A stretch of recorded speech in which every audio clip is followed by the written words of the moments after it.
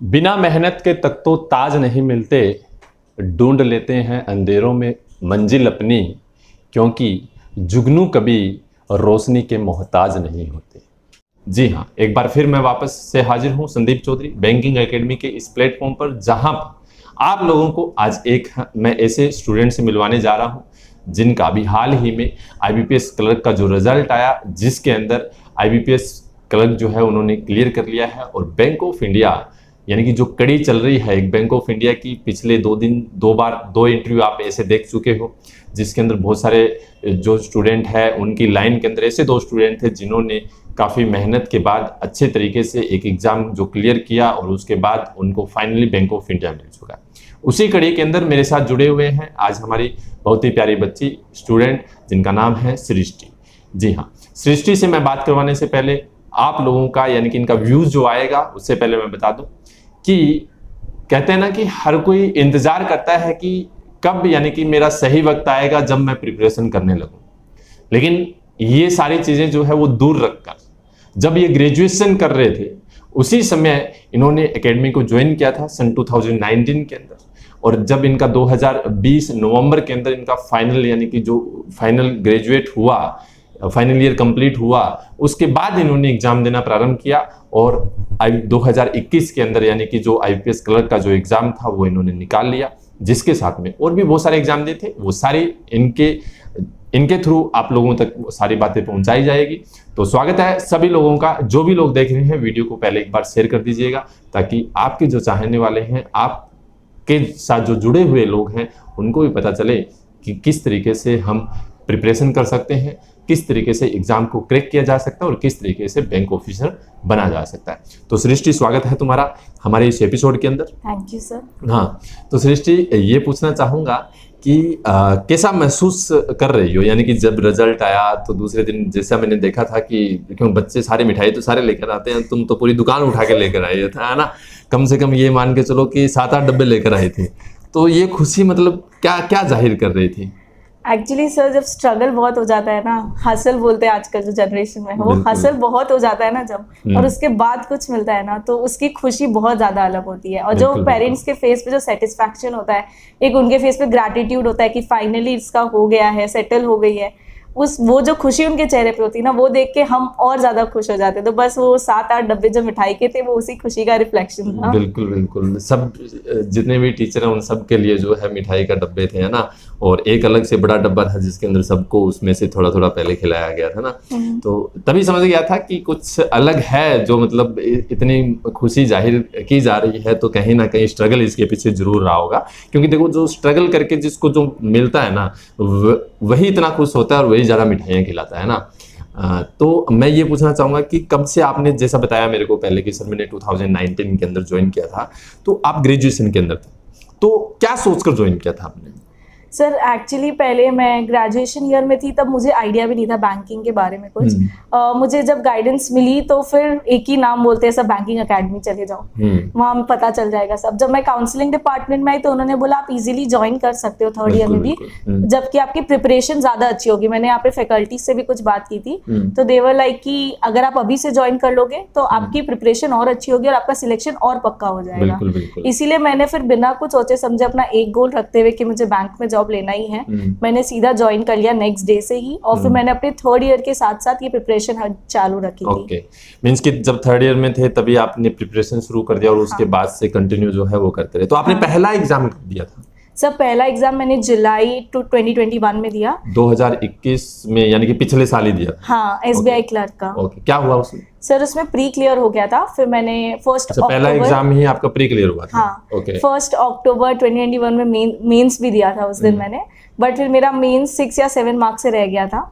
अच्छा, तो मैं ये पूछना चाहूंगा कि ये 6 या 7 मार्क्स से जो आपका रहा था मेंस एग्जाम, तो क्या कमी लगी आपको उस एग्जाम में? क्या सीखने को मिला कि मुझे ये चीज ज्यादा अच्छा करने की आवश्यकता है, या जिसकी वजह से आपका जो एग्जाम रहा था पहला एग्जाम? सर एक ही सब्जेक्ट है जो मुझे परेशान कर रहा था, करंट अफेयर्स। बिल्कुल होता ही है। जो मुझे बहुत ज़्यादा परेशान करता है। एक्चुअली प्रॉब्लम ये है कि मैं बहुत ज़्यादा रट नहीं सकती, मतलब एक करंट अफेयर्स ऐसा सब्जेक्ट है जिसमें आपको कुछ नाम, कुछ चीज़ें लर्न करनी पड़ेगी, और ये मेरे लिए थोड़ा प्रॉब्लमेटिक है लर्न कर लेना। तो इसलिए करंट अफेयर्स के वजह से ही मैं जानती हूँ मेरा एसबीआई क्लर्क अगर रुका तो वो करंट अफेयर्स की वजह से ही रुका था। तो फिर आपने ये कवर कैसे किया? जैसे आईबीपीएस क्लर्क आपने निकाल दिया, और मैंने सुना जैसे आपने आज शायद आईबीपीएस पीओ भी निकाला था। हाँ, आईबीपीएस पीओ मेंस निकल गया था, मैं इंटरव्यू भी दे के आई थी। तो वो मेंस जब निकला, जाहिर सी बात है कि करंट अफेयर तो उसमें भी आया होगा। हाँ। तो वो कैसे कवर किया आपने?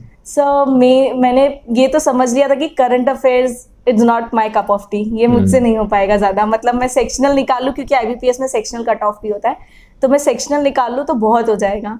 तो मैंने ये कोशिश की कि मेरे बाकी 3 सब्जेक्ट काफी ज्यादा स्ट्रॉन्ग हो जाए। मैथ, रीजनिंग और इंग्लिश मेरा पहले से स्ट्रॉन्ग था, क्योंकि मुझे रीडिंग की बहुत आदत है, मैं बहुत बुक्स वगैरह पढ़ती रहती हूँ।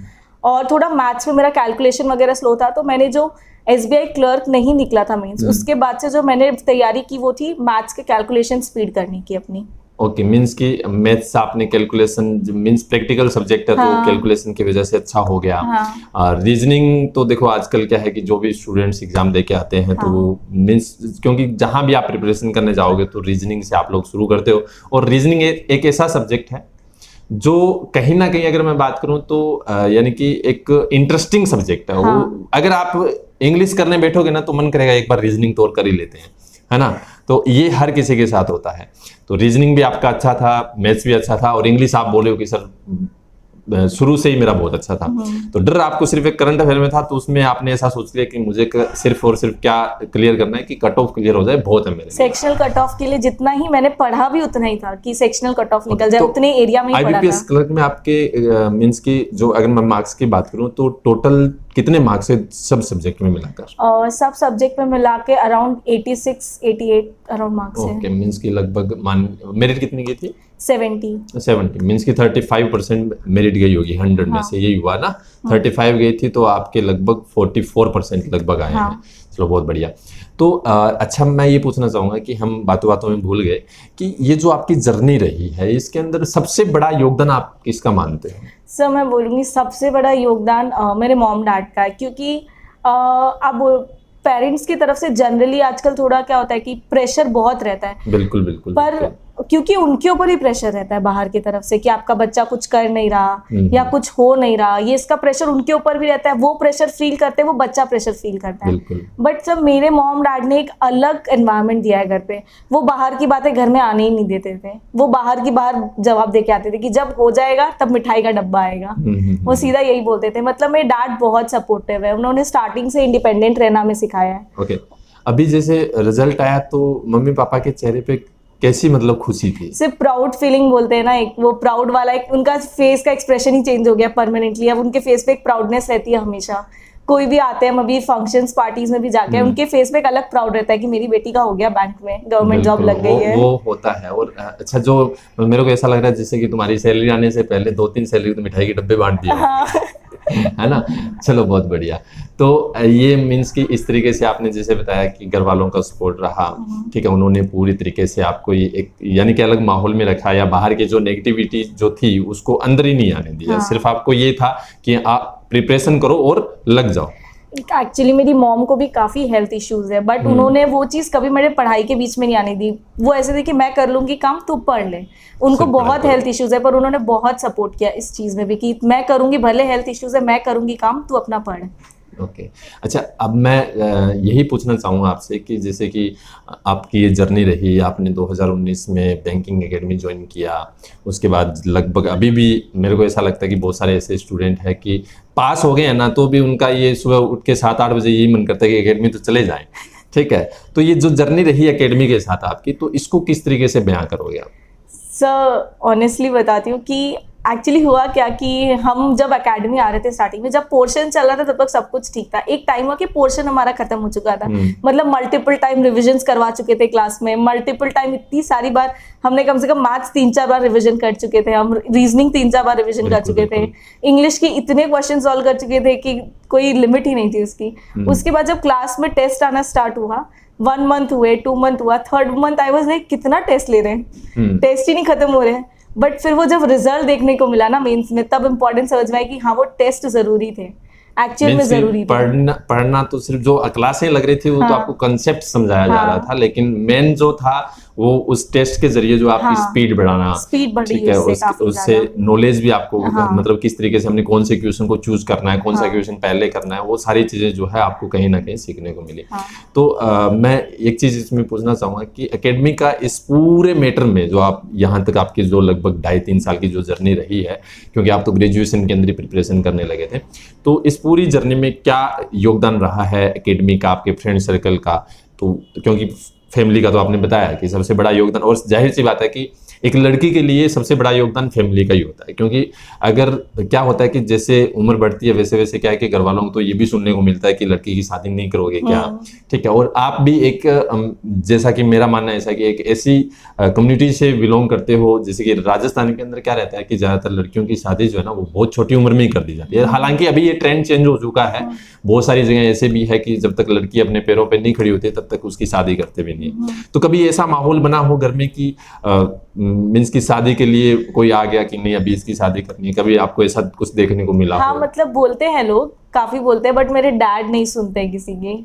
वो ऐसा है उनको कि पहले लड़की पैर पे खड़ी हो जाए, अपना करियर एक स्टेबल तरीके से बना ले, उसके बाद आगे देखेंगे क्या करना है, अभी बिल्कुल नहीं। तो इस पूरे योगदान में आपके फ्रेंड सर्कल जो थे और एकेडमी का योगदान कैसा रहा, ये बता दीजिए। सर पहले मैं एकेडमी के बारे में बता देती हूँ। सर एकेडमी में जितने लोग थे ना काफी पेशेंटली डील कर रहे थे, क्योंकि मैं झूठ नहीं बोलूंगी, हमने काफी मस्तियां की है। हमने टेस्ट के लिए हम लिटरली सर को जाके बोलते थे सर और टेस्ट नहीं देना है, पर सर इतने पेशेंटली समझाते थे कि ये टेस्ट तुम्हारे लिए क्यों जरूरी है, इसको रिव्यू करना तुम्हारे लिए क्यों जरूरी है। ये सर ने बहुत हमें पेशेंटली समझाया। और हमारी एग्जाम नहीं निकलती थी तो उनका वो सपोर्ट रहना कि नहीं निकाल लोगे, नेक्स्ट निकाल लोगे, लगे रहो। इनफैक्ट मैंने SBI क्लर्क के बाद तो उम्मीद भी छोड़ दी थी। मैंने बोला इतने साल से प्रिपेयर करी हूँ फिर भी नहीं हो रहा है, तो वो एक उम्मीद भी छोड़ दी थी। बट सर, सारे टीचर्स ने, सारे फैकल्टीज ने इतना मोटिवेट किया, इस वजह से मेरा हो पाया है IBPS में। ओके, चलिए, तो अब मैं लास्ट में यही पूछना चाहूँगा कि आप जो इस समय जो व्यूअर्स देख रहे हैं उनको क्या मैसेज देना चाहोगे आप? मेरा यही एक मैसेज है कि अगर आपका कोई सब्जेक्ट वीक भी है या आप एक आध बार एग्जाम में फेल भी हो रहे हैं तो उससे आपको प्रिपरेशन छोड़नी नहीं है। वीक हम कोई ना कोई चीज़ में होते ही हैं, हर कोई भी इंसान ऐसा नहीं जो परफेक्ट है, हम कोई ना कोई चीज़ में रह जाएंगे, एक बार छूट जाएंगे, बट लगे रहना है। लगे रहोगे तो पक्का एग्जाम निकलेगा, बस वो डेडिकेशन अपना 100% रखना। बहुत बढ़िया। तो जैसा कि सृष्टि ने अपनी पूरी जो जर्नी थी उन्होंने अपने शब्दों में बयां की, आप लोगों के सामने रखी, और होप सो कि बहुत कुछ सीखने को मिलेगा इस जर्नी से, क्योंकि जाहिर सी बात है कि स्पेशली गर्ल्स को, क्योंकि लड़कियां जो सोचती है, तो मैं उनसे यही रिक्वेस्ट करूंगा ये वीडियो अपने घर वालों को जरूर दिखाना, क्योंकि यहाँ से कुछ ना कुछ जो अगर मान लो कि माइंड के अंदर, देखो माँ बाप के माइंड में ऐसा कुछ नहीं होता है कि हमारी बच्ची कामयाब ना हो, लेकिन क्या होता है कि जब हम अपने रिश्तेदार है, रिलेटिव जो भी लोग हैं अगल बगल के, तो वो थोड़ा सा माहौल को है ना चेंज करने में लगे रहते हैं। अगर वो ये जो एक स्टोरी सुनेंगे ना कि हाँ इनके घर वालों की क्या सोच थी, तो जाहिर सी बात है कि कहीं ना कहीं हमारे पेरेंट्स के ऊपर भी इस चीज़ का फर्क पड़ेगा कि हाँ हमें किस तरीके से अपने बच्चों को किस तरीके से आगे बढ़ाना है, किस तरीके से एक अच्छे यानी कि मुकाम पर पहुंचाना है, एक अच्छी मंजिल दिलवानी है, ये सोच कहीं ना कहीं रहेगी। तो सभी से मैं रिक्वेस्ट करूंगा कि ये जो स्टोरी है इस कड़ी के अंदर बहुत सारी मोटिवेशनल स्टोरीज आएगी, बहुत सारे ऐसे इंसिडेंट बच्चों के साथ हुए होंगे, कहीं ना कहीं बहुत सारी चीज़ें ऐसी आएगी जो हर एक स्टोरी के अंदर आपको अलग अलग चीज़ें देखने को मिलेगी। अभी तक जैसे कि ये 3rd स्टोरी मैं इस समय शूट कर रहा हूँ, ठीक है, और आगे भी कंटिन्यू रहेंगे क्योंकि बहुत सारे स्टूडेंट एकेडमी से जो लगे हुए हैं। देखो पहली बात तो ये कि हम हर एक स्टूडेंट्स को, यानी कि क्या है कि बहुत सारे ऐसे हैं जो जॉब पे चले गए हैं तो वो नहीं आ पाते हैं, है ना, लेकिन जो स्टूडेंट यहाँ पे आ पाएंगे, लगभग अभी तक 3000 से ज्यादा स्टूडेंट लग चुके हैं पिछले 10 से 11 सालों के अंदर, सारे नहीं तो कहीं ना कहीं मेरा टारगेट ऐसा रहेगा कि 100 सक्सेस स्टोरी इस यूट्यूब चैनल के ऊपर रहे, जहां से आपको हर एक स्टोरी से अलग अलग तरीके का मोटिवेशन मिले। ये मेरा आगे का टारगेट है। ये 3री स्टोरी जो हम इसको एंड करने जा रहे हैं, इसको शेयर जरूर करिएगा अपने दोस्तों के साथ। Thank you so much, bye bye, take care.